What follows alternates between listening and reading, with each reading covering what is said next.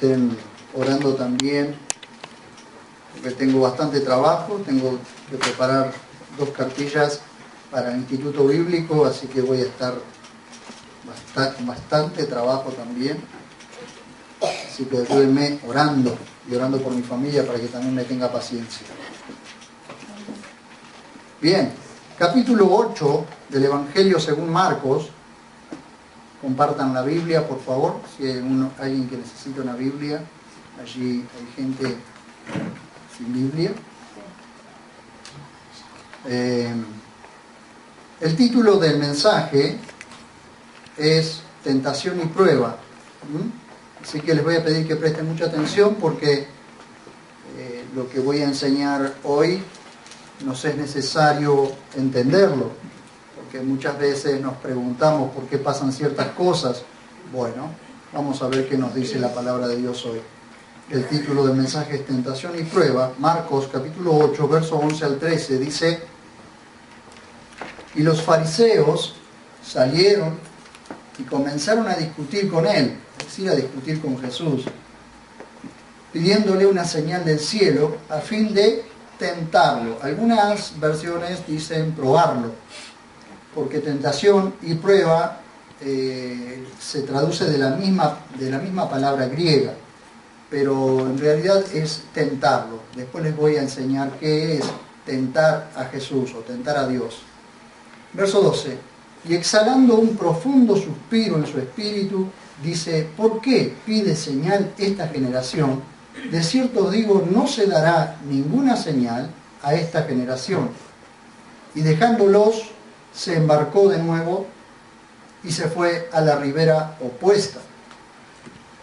Para hacer una breve introducción, quiero mostrarles que, si ustedes han venido siguiendo conmigo el Evangelio de Marcos, verán ustedes que ya para esta altura Jesús había hecho ya milagros, liberaciones, sanidades.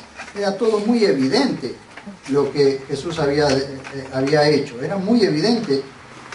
Y todas esas cosas demostraban que Jesús era el Hijo de Dios. Aparte de eso, sumando las enseñanzas, sumado a las enseñanzas que la gente había escuchado hasta aquí, hasta esta sección. Tenemos que ver, queridos hermanos, que Marcos es un enfoque del Evangelio muy conciso. Pero si vamos al Evangelio de Juan, para esto ya pasó más de un año de enseñanzas y milagros y sanidades y liberaciones. Pero bueno, la gente, los incrédulos, seguían pidiendo señal. Los fariseos, es decir, los líderes religiosos, pedían señal. Le pedían que hiciera una señal del cielo que demostrara su mesianismo. Pero bueno, eso solamente lo puede hacer una persona que no quiere creer. No es una persona que no puede creer, sino una persona que no quiere creer, ¿sí? Porque ya evidencias había de que Jesús era el Hijo de Dios. Ahora ellos están allí en las regiones en una región llamada Dalmanuta, cerca de una ciudad, de la ciudad de Magadán. Ahora bien, vean ustedes conmigo capítulo 8, verso 11. ¿Quiénes aparecen? Los que aparecen siempre, ¿sí? Los líderes religiosos, es decir, los fariseos. ¿A qué aparecen? ¿A sumarse para ayudar? No. ¿Saben para qué aparece? Para discutir con Jesús, ¿sí? Para discutir con Él, para perder el tiempo. Hacerle perder el tiempo aparte, ¿sí? Pues cuando lleguemos al final de los pasajes se van a dar cuenta por qué. Para hacerles perder el tiempo. ¿Vieron de esos que discuten por cualquier cosa y le hacen perder el tiempo? Bueno, de esos, ¿sí? Los religiosos que aparecen, y no para sumarse, ¿sí?, a esta grandiosa, esta asombrosa obra que Jesús está haciendo. No, ¿saben para qué aparece? Para estorbar, para molestar, ¿sí? ¿Qué hace? Cuando una persona se pone a discutir, en lugar de sumarse, se pone a discutir, ¿qué hace? Estorba, ¿cierto? ¿Cierto? Cuando una persona discute, esos chicos se pueden quedar quietos, por favor. Ven ustedes, discuten con el Señor. ¿Qué es eso? Una pérdida de tiempo, ¿cierto? Cuando alguien discute pavadas, está perdiendo el tiempo. Amén. Entonces, cuando alguien se pone a discutir pavadas, dígale, ¿vieron las personas? Esto está fuera del libreto, Pero ¿vieron esas personas que cuando uno les predica el Evangelio, les va a predicar el Evangelio y les sale con un montón de preguntas retóricas que no tienen nada que ver, o que por lo menos quieren desviar la atención porque no te permiten ir al foco?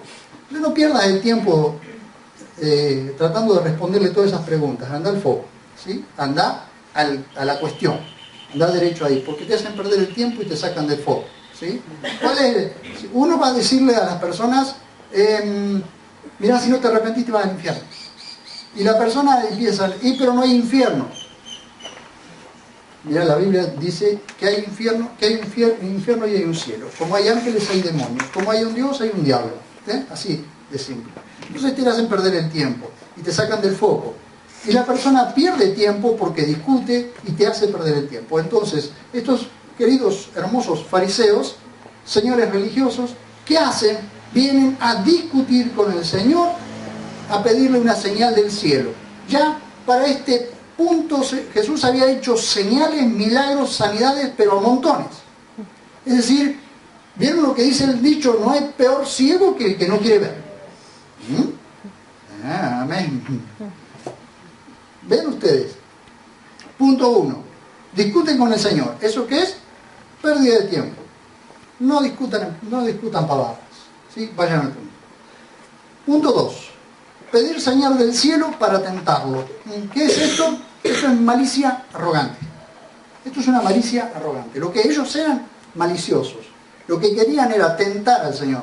Ver en qué punto podían atraparlo para acusarlo. A ver dónde se equivocaba para acusarlo. A ver dónde estaba deficiente la doctrina para ver si lo podían acusar. No venían a sumar, venían a restar. ¿Amén? Qué hermoso que es cuando tenemos gente que se suma a la obra, que suma y no que resta. ¿Sí? Qué hermoso que hay gente que dice, vamos para adelante, pastor, nosotros lo ayudamos. Vamos hermana, nosotros te ayudamos. ¿Sí? Esa gente que te ayuda a crecer, que te hace crecer y que está con ganas de crecer. Esa gente realmente hay que cuidarla, porque esa es la gente que realmente te va a ayudar a crecer. No aquellos que discuten por todo, que todo lo discuten, que nada les gusta. No, te hacen perder el tiempo. Y no estamos para perder tiempo, ¿cierto? Esto es, dicho sea así de paso, ¿no? Todo el tiempo Jesús fue tentado. Si ustedes observan los evangelios, van a ver ustedes que Jesús fue tentado para demostrar su mesianismo. Todos lo empujaban, estos líderes religiosos, porque no era la gente común, eran los líderes religiosos los que querían, los que lo tentaban para que muestre algo más de lo que ya había demostrado.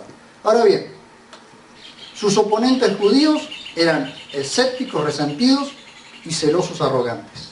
Miren qué hermoso calificativo, ¿sí? 1. ¿Para qué? Para que demostrara su mesianismo en los propios términos de ellos. Por eso dice capítulo 8, verso 11. Y los fariseos salieron y comenzaron a discutir con él, pidiéndole una señal del cielo para tentar. Lo que ellos pedían es que Jesús hiciera una señal del cielo para demostrar su mesianismo según el criterio de ellos y no según lo que Dios había establecido. Entonces, la gente que discute y que quiere tentar al Señor, la tienta según sus propios términos.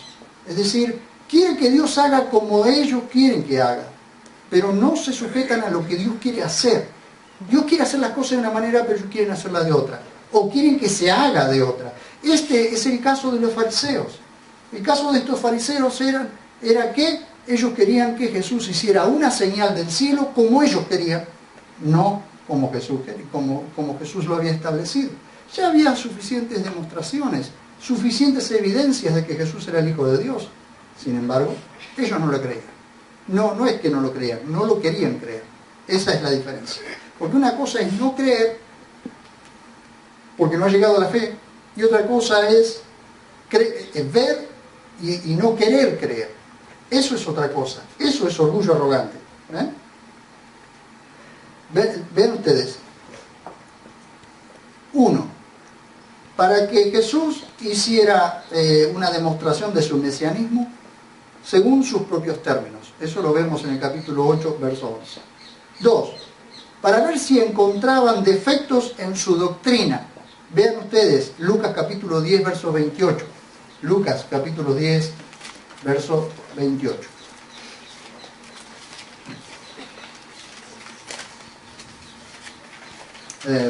Verso 25. Dice capítulo 10, verso 25 de Lucas: y he aquí, un doctor de la ley se levantó para tentarlo, diciendo: Maestro, ¿qué haré para heredar la vida eterna? Bueno, a partir de ahí Jesús le muestra la parábola del buen samaritano. ¿Es decir? Pero Jesús le responde con la parábola del buen samaritano para descubrir realmente la malicia que este doctor de la ley tenía. Que en realidad la pregunta que le estaba haciendo, siendo doctor de la ley, la pregunta que estaba haciendo era para tentarlo, para ver en dónde le podía hacer pisar el palito, como decimos comúnmente. ¿Ven? Así que, para ver si encontraban defectos en su doctrina.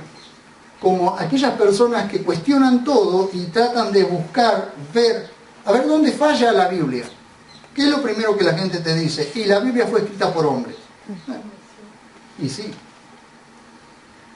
Por burros, no, por vacas tampoco, fue escrita por hombres, ¿no? Es seguro eso. Punto 3. Si hacía alguna declaración incriminatoria, es decir, si hacía alguna declaración que lo incriminara. Vean ustedes en Marcos capítulo 12, verso 15. Estos son solamente 3 puntos que yo les estoy mostrando de para qué tentaban al Señor. ¿Por qué lo tentaban al Señor? Para ver si podían encontrar en alguna de estos 3 puntos alguna falla, algo, para poder acusarlo. 12, 15, dice: pero él, percibiendo su hipocresía, vean lo que Jesús está percibiendo, la hipocresía de ellos. Dice: pero él, percibiendo su hipocresía, les dijo: ¿por qué me tentáis? Entonces les pide un denario, una moneda. Dice: traedme un denario para que lo vean. Después lean la historia allí como Jesús les demuestra con gran sabiduría que lo que ellos querían en realidad era cazarlo en alguna falla, en algún error, en algo que lo incriminara para poder acusarlo. Esa era la cuestión. Vean ustedes, 3 puntos les mostré allí nada más. Estos 3 puntos demuestran de alguna manera cómo los líderes religiosos constantemente, los maliciosos, los arrogantes, constantemente querían tentarlo, tentar a Dios. Esa era la idea, tentar a Dios. Ahora bien, la idea, queridos hermanos, de probar a una persona aparece en toda la Biblia con diferentes nociones. Yo simplemente voy a tocar algunas cosas, no todos porque no nos daría el tiempo. Ahora bien, quiero que vayan a Jacobo, capítulo 1, versos 12 al 18, y ahí vamos a ver las diferencias entre tentación y prueba. Entre qué significa tentación y prueba. Recuerden siempre que prueba y tentación se traducen igual en el griego peirazo. ¿Sí? La palabra peirazo se traduce tanto tentación como prueba. Pero vamos a ver que Jacobo nos muestra la diferencia entre tentación y prueba.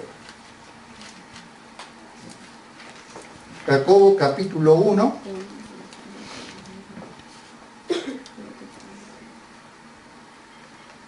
(12 al 18) dice así: bienaventurado el varón o la mujer que soporta la prueba. Allí tienen la misma palabra peirazo, pero ahí se traduce como prueba. En la Reina Valera lo tradujeron tentación, pero en realidad la palabra en su contexto allí es prueba. Porque cuando salga aprobado, es decir, es una prueba es una prueba que Dios pone sobre una persona para que salga aprobado, no para que salga desaprobado, sino para que salga aprobado. Toda prueba, queridos hermanos, cuando viene de parte de Dios, lo que hace Dios es probar a la persona para sacar lo mejor, para fortalecer la virtud de esa persona. Entonces cuando la persona pasa una prueba y pasa la prueba y la soporta, es bienaventurado. ¿Por qué? Después que pasó la prueba siente el gozo, la felicidad, la apacibilidad de haber pasado la prueba y salir aprobado. Entonces esa prueba, como un examen, ¿vieron? Como en la escuela, cuando llegan los parciales o los finales, los chicos son aprobados o las personas son probadas, pasan un examen. Si pasan ese examen son aprobados, si no son aplazados, ¿sí? Entonces esta palabra prueba allí es como un examen para que salgan las personas aprobadas. Entonces dice, porque cuando salga aprobado recibirá la corona de la vida que prometió a los que lo aman. Recibirán una recompensa por haber salido aprobados. Ahora bien, ahora entramos en el tema de tentación, que es diferente. Nadie que es tentado diga, soy tentado por Dios. Soy tentado por Dios. Porque Dios no puede ser tentado por el mal, ni Él tienta a nadie. O sea, cuando viene una tentación, cuando hay una tentación en la persona, nunca esa tentación viene de parte de Dios. El ser tentado es precisamente algo que está dentro nuestro. Porque aún el enemigo te puede tentar. Aún el diablo te puede tentar. Pero el diablo nunca va a poder hacer lo que vos tenés que decidir hacer. El diablo te puede tentar, pero sos vos el que decide. ¿Lo hago o no lo hago? ¿Sigo adelante o no sigo adelante? Vean ustedes. Dice, ni él tienta a nadie. Verso 14. Sino que cada uno es tentado cuando es atraído por su propia concupiscencia y seducido. Concupiscencia significa los propios deseos carnales, los propios deseos que hay dentro de nosotros, ¿sí? Es como cuando cuando al pez se le pone una carnada en el anzuelo y el pez muerde el anzuelo. Es seducido por la carnada, pero es seducido por lo que naturalmente el pez es decir, es seducido desde adentro, por la carnada que está afuera. Eso es lo que sucede con nosotros. La carnada está afuera.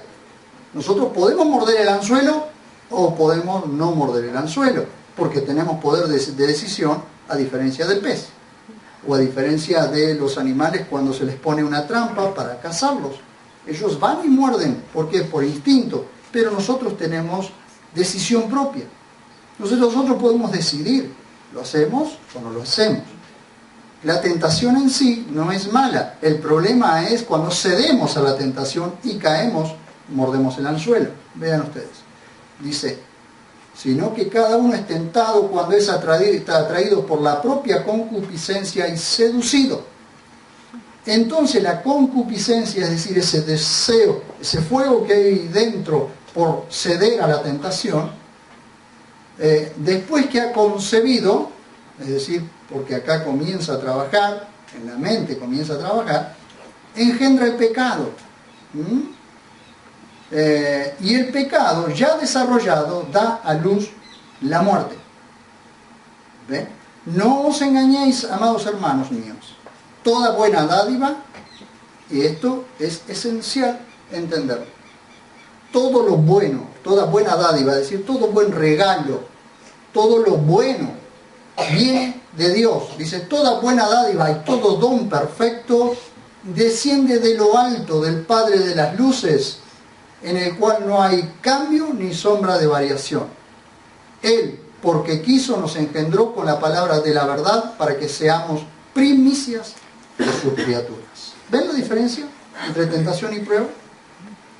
Cuando pasamos una prueba, cuando somos probados, cuando nosotros somos probados, es para fortalecer la virtud, es para fortalecernos a nosotros, porque una vez pasada la prueba salimos aprobados.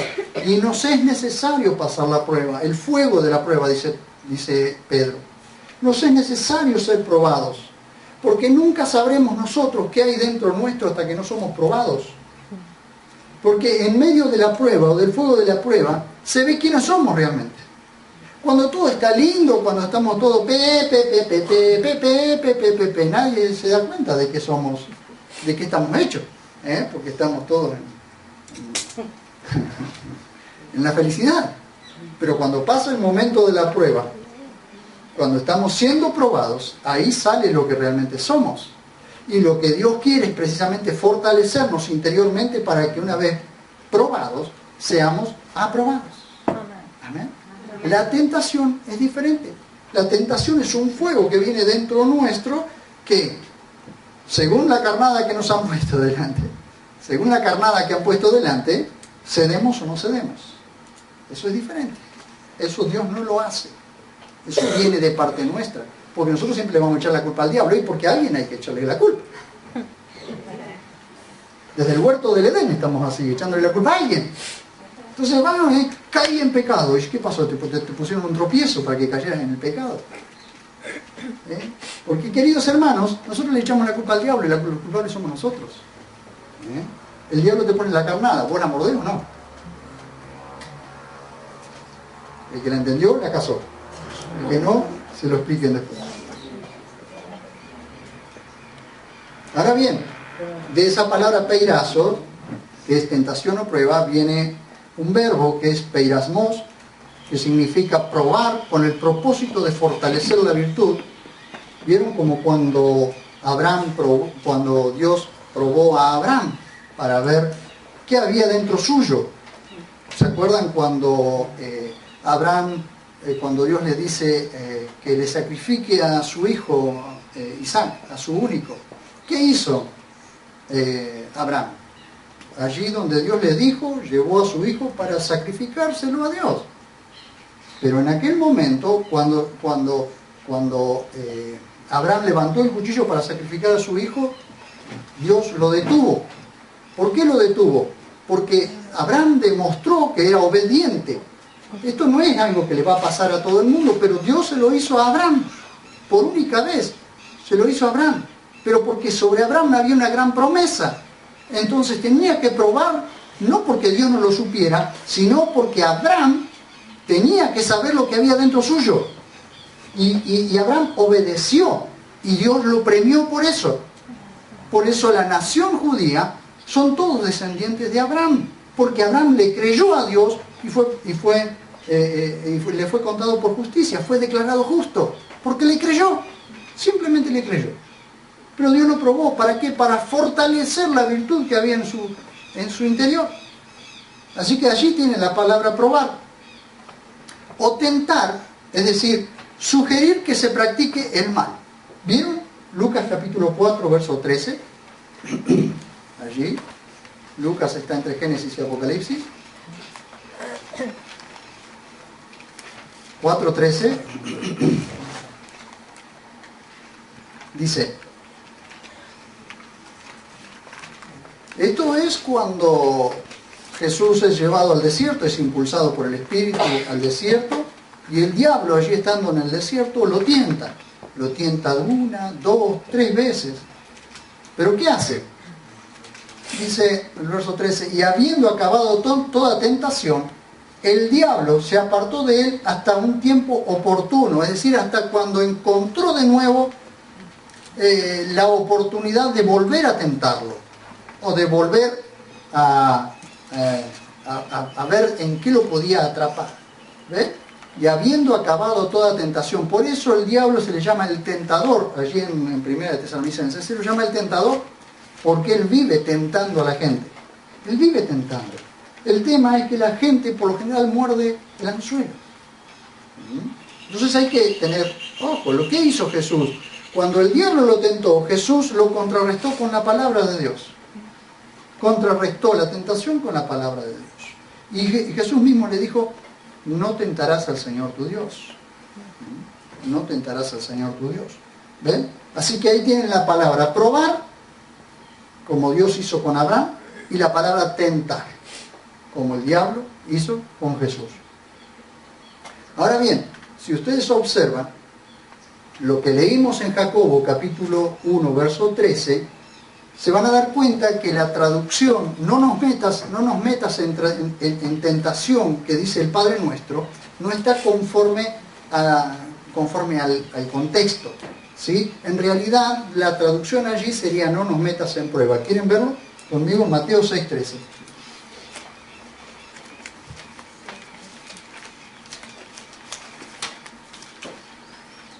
Mateo 6:13 dice: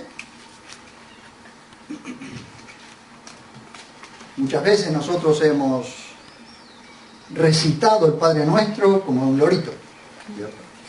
Y hemos dicho cientos de veces: no nos metas en tentación. En realidad, allí se tradujo mal esa palabra, ¿sí? Esa palabra que tendría que haber sido prueba, la tradujeron como tentación. Vean ustedes, 6:13 dice: y no nos metas en prueba, dice la versión original. Y no nos metas en prueba, mas líbranos del mal. ¿Qué significa? Es decir, que Dios nos va a probar, siempre nos va a probar. Ahora, que no nos metas en prueba, está diciendo: no nos dejes ir más allá en la prueba, no nos dejes ir más allá de lo que podemos resistir. Entonces, en medio de la prueba es cuando nosotros podemos orar: ayúdame, Señor, para poder resistir la prueba. Ayúdame, Señor. Si nosotros traducimos eso, no nos metas en tentación, va en contra de la analogía, en contra de lo que Jacobo dice: si Dios no tienta a nadie.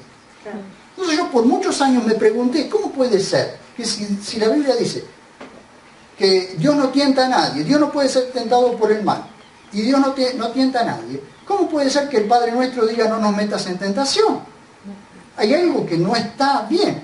Hasta que entendimos que allí se tradujo mal. En lugar de tentación se tendría que haber traducido prueba, que es diferente. ¿Amén? Dios nunca tienta a nadie. ¿Amén? Así que no es correcto la traducción: no nos metas en tentación.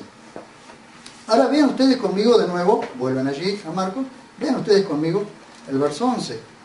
Van a ver ustedes, 8:11, nos muestra que ellos están pidiendo una señal según sus términos, y eso es perversidad de corazón. Explico esto. Cuando nosotros queremos que Dios haga las cosas conforme a nuestros criterios, conforme a nuestros términos, estamos siendo perversos de corazón. Eso es lo que esta gente estaba haciendo: perversidad de corazón. Muchas veces a nosotros no nos gusta cómo Dios está haciendo las cosas. Entonces le reclamamos y le decimos: Dios, ¿por qué hace las cosas así? ¿Y por qué es Dios? Porque es Dios. Entonces hace como quiere. Ahora, lo bueno es cuando nosotros podemos entender que si el Señor está haciendo las cosas de una manera, seguro que las está haciendo bien. ¿Qué hablamos domingos anteriores? ¿Sí? Todo ha hecho bien. Todo lo hace bien. Aunque a nosotros no nos guste. Así que decirle que está a tu lado: aunque no te guste, Dios lo hace bien. Decirle que está a tu lado: aunque no te guste, Dios lo hace bien. Ahora bien, están tentando a Dios cuando Dios mismo lo prohíbe.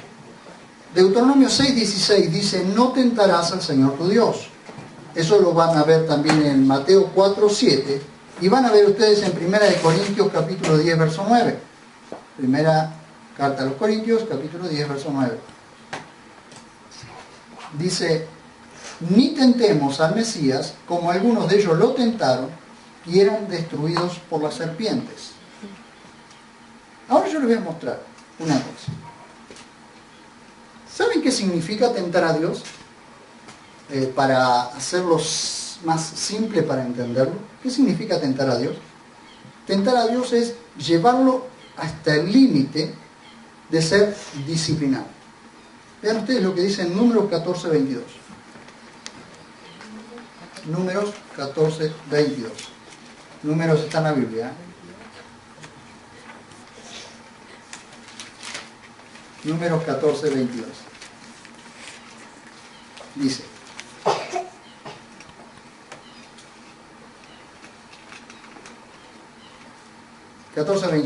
está hablando Dios, ¿no? Que todos los hombres que vieron mi gloria y mis señales que hice en Egipto y en el desierto, y aún así me provocaron ya 10 veces y no oyen mi voz. No hay peor ciego que el que no quiere ver. Recuerden.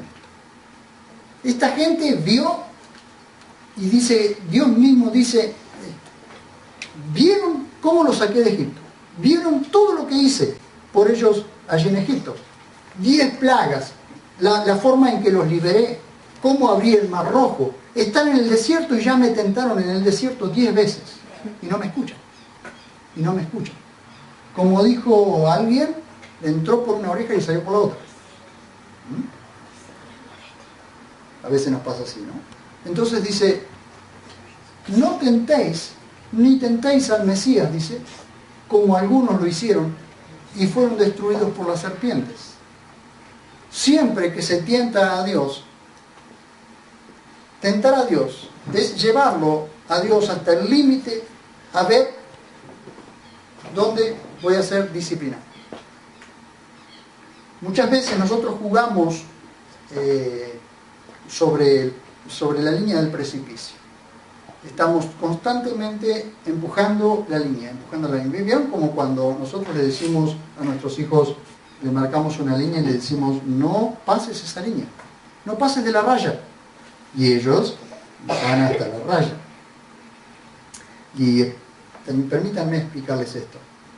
Cuando ellos se acercan a la línea que nosotros le hemos marcado como un límite, ¿para qué? Para que les vaya bien. Y nosotros les decimos, si pasas esa línea, te voy a disciplinar. Ellos van, en alguna oportunidad, van a pasar la línea. Y si vos lo dejás sin disciplina, sonaste.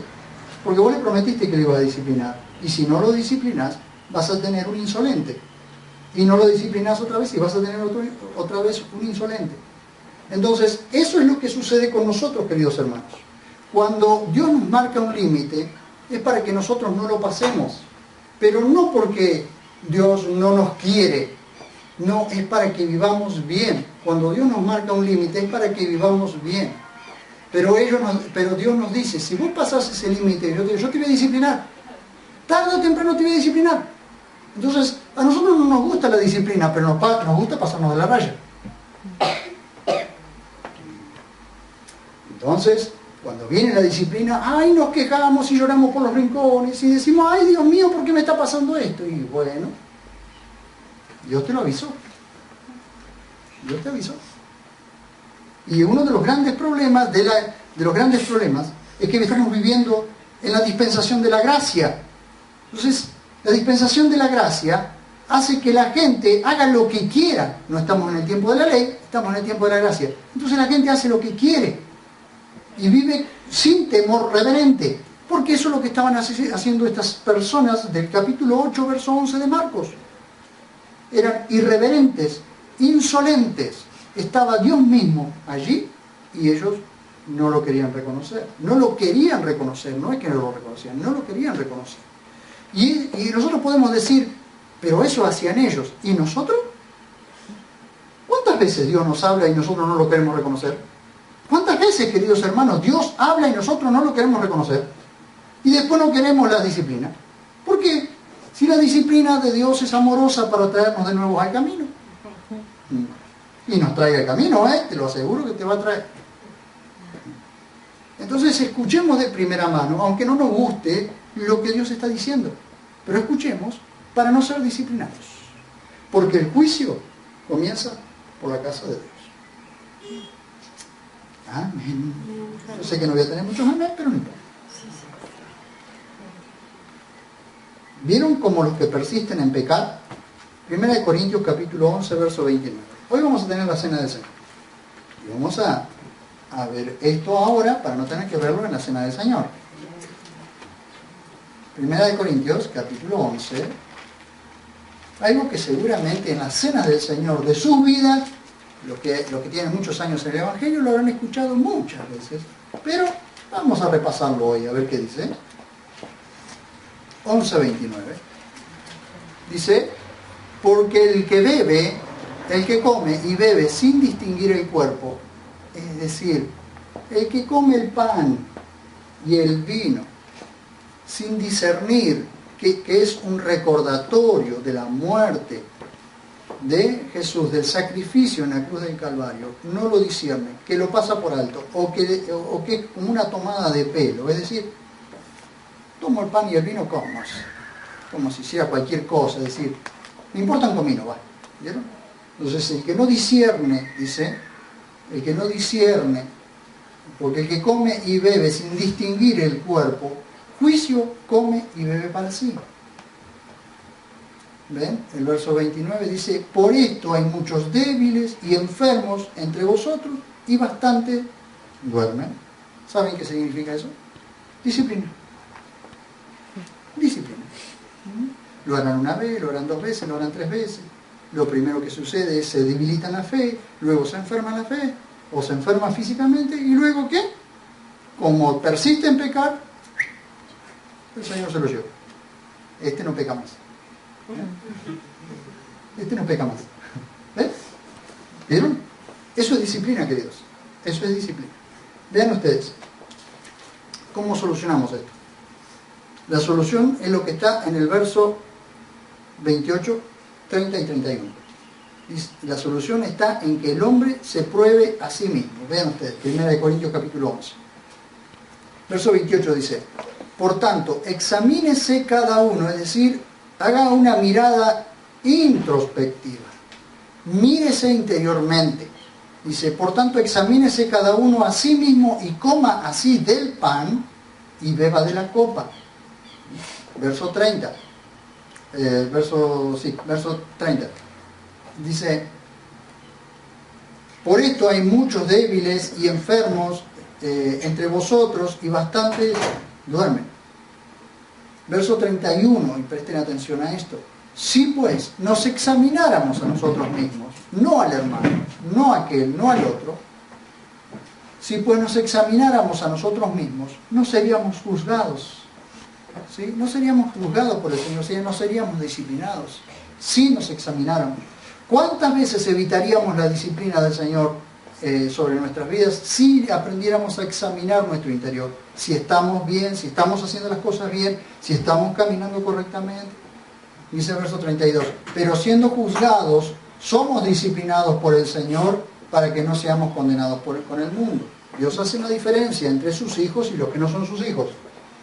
Los que no son sus hijos van a ser condenados con el mundo. Allí van a parar al juicio del gran trono blanco. Pero sus hijos van a ser disciplinados. La iglesia va a ser disciplinada.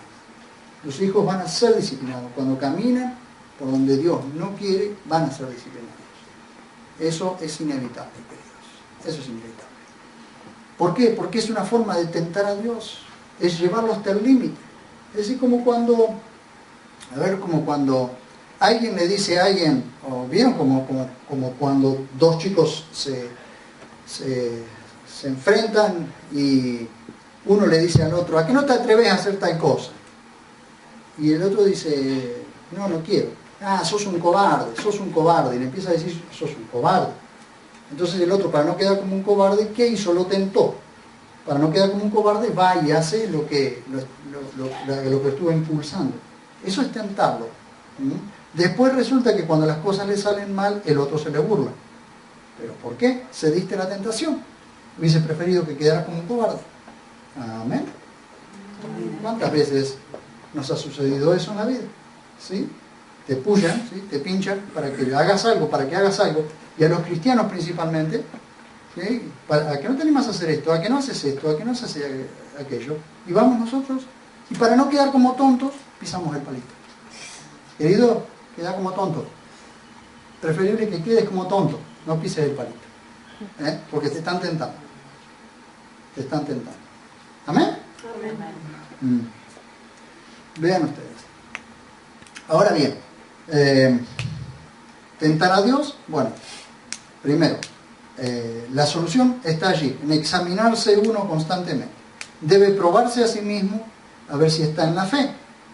Ustedes saben que Pablo dice allí en 2 Corintios 13:5, dice, pruébese cada uno a sí mismo a ver si está en la fe, a ver si Cristo está viviendo en ustedes. Pruébense. Y eso les está diciendo a aquellos que se están comportando como incrédulos.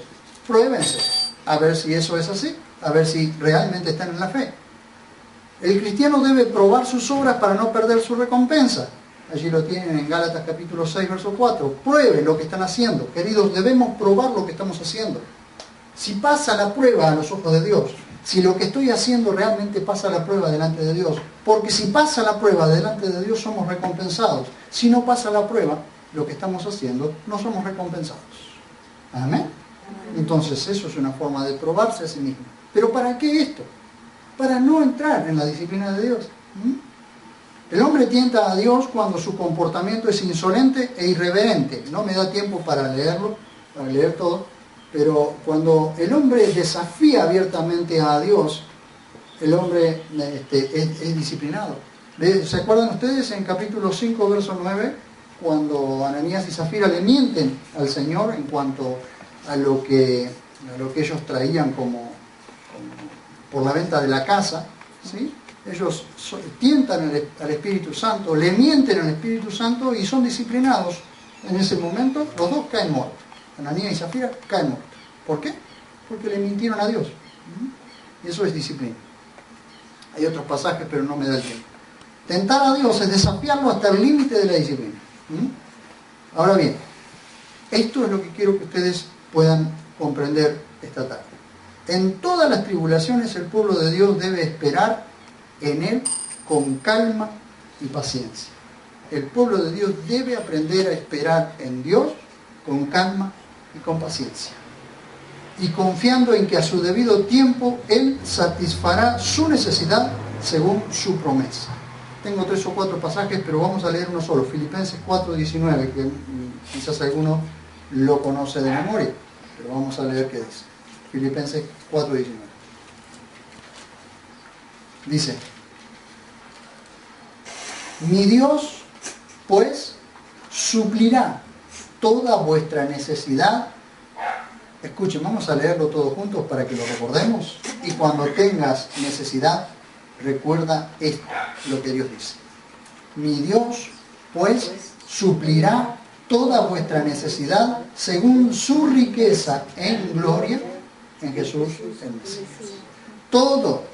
Todas tus necesidades van a ser suplidas por el Señor si aprendes a esperar en Él con calma y con paciencia.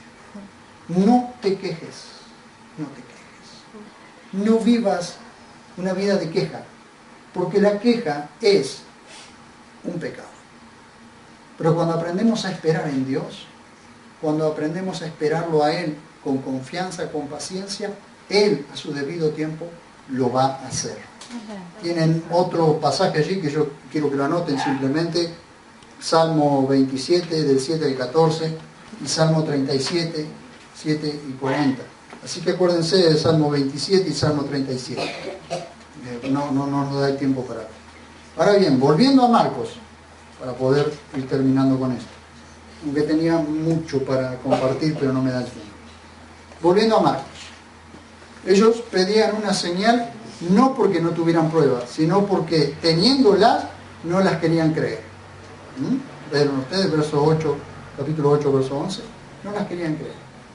8:12 dice: y exhalando un profundo suspiro en su espíritu, dice.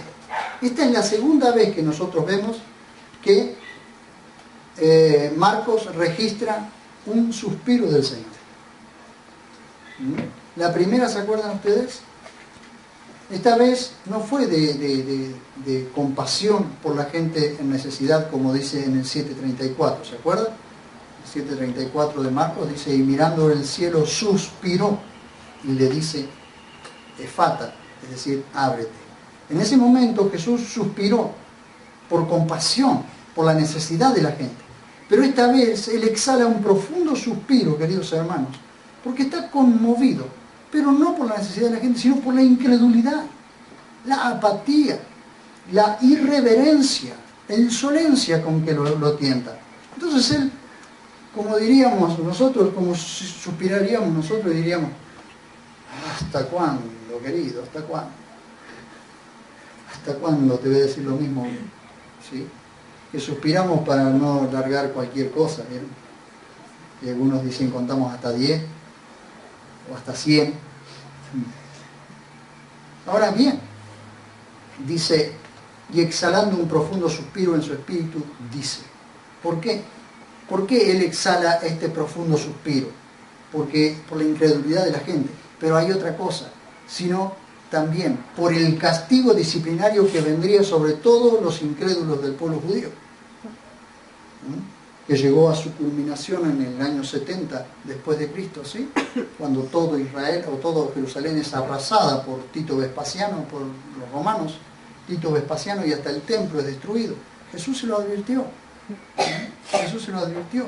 Llegará el tiempo que no quedará piedra sobre piedra de este lugar tan hermoso que ustedes ven, porque le están dando énfasis al lugar hermoso y no a aquel que debería ocupar ese lugar hermoso, que es Dios. Entonces, Jesús, sabiendo que iba a venir un tiempo disciplinario, un tiempo de castigo para ese pueblo, para esa generación, Jesús exhala ese suspiro como diciendo: ustedes no saben lo que están haciendo, ustedes no se están enterando de lo que está haciendo, yo les vengo advirtiendo lo que va a pasar. ¿Cuántas veces Jesús suspira por nosotros? Porque nos dice: querido, ¿hasta cuándo? Querido, ¿hasta cuándo te voy a decir lo mismo? ¿Hasta cuándo? Vean ustedes, porque él dice, ¿no? ¿Por qué pide señal esta generación?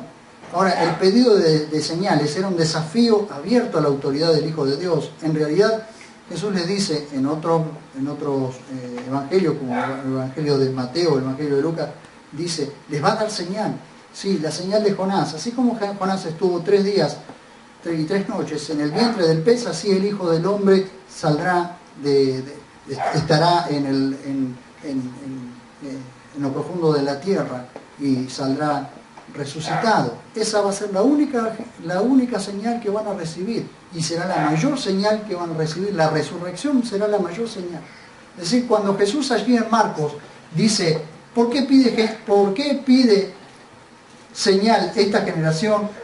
De cierto os digo que no se dará ninguna señal a esta generación. En Marcos está diciendo: no se dará una señal a esta generación. En términos hebraicos, sí se le dará una señal. Será la señal de Jonás, ¿sí? Que así como Jonás estuvo 3 días y 3 noches en el vientre del pez, así el Hijo del Hombre estará en lo profundo de la tierra, estará en la tumba, ¿sí? Pero va a resucitar. Así como el pez soltó en las costas de Nínive a Jonás, así el vientre de la tierra soltará al Hijo de Dios para resurrección. Esa era la señal que les iba a dar, y no podían esperar otra cosa. Vean ustedes, no hay peor ciego que el que no quiere ver. Hay personas que tienen que ser ayudadas en su incredulidad. ¿Recuerdan ustedes a un hombre allí en los evangelios que dice: creo, Señor, ayuda a mi incredulidad? Es decir, le costaba creer, pero honestamente le estaba pidiendo al Señor que le ayudara a creer.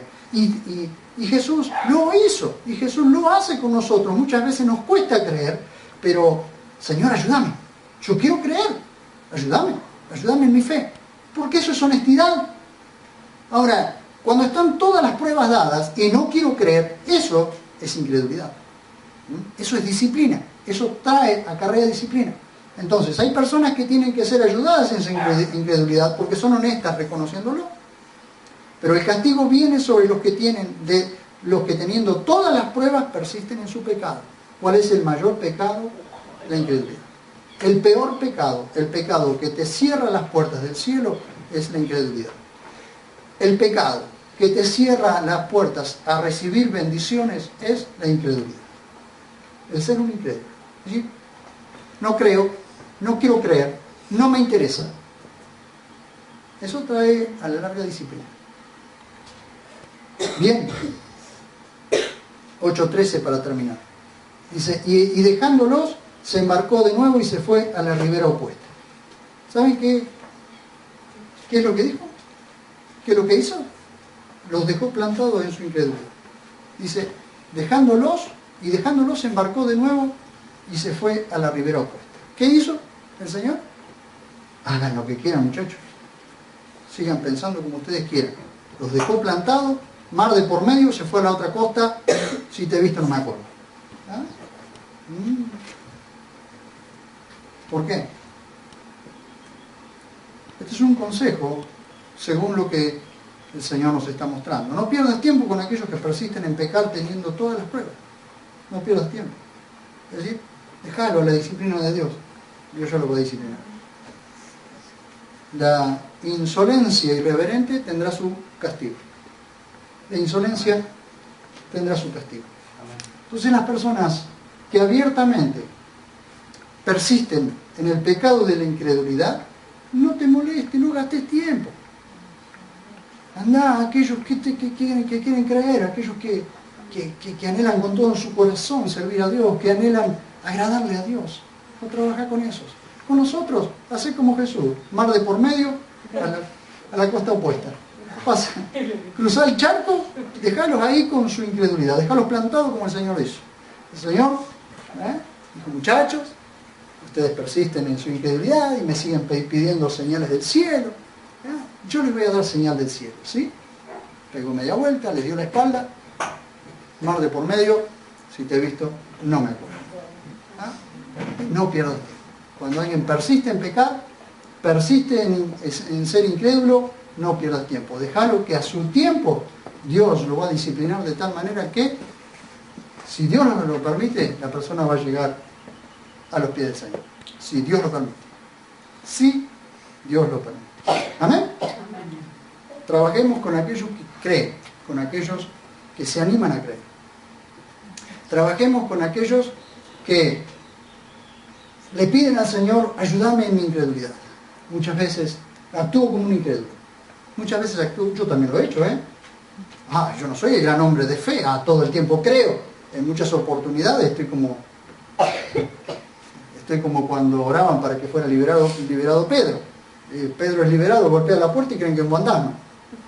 Y estuvieron orando antes para que Pedro fuera liberado. ¿Vieron? Muchas veces estamos orando así, estamos orando por algo y cuando Dios lo hace, no podemos creer. Actuamos como incrédulos, lo estábamos esperando y lo tenemos en la vista, lo tenemos adelante. Bueno, muchas veces actuamos así, pero eso no es motivo más que nada de reto, porque el Señor nos reta, como me estuviste pidiendo esto y ahora no me crees, lo estoy haciendo y no me crees. Pero el Señor nos ayuda en nuestra incredulidad.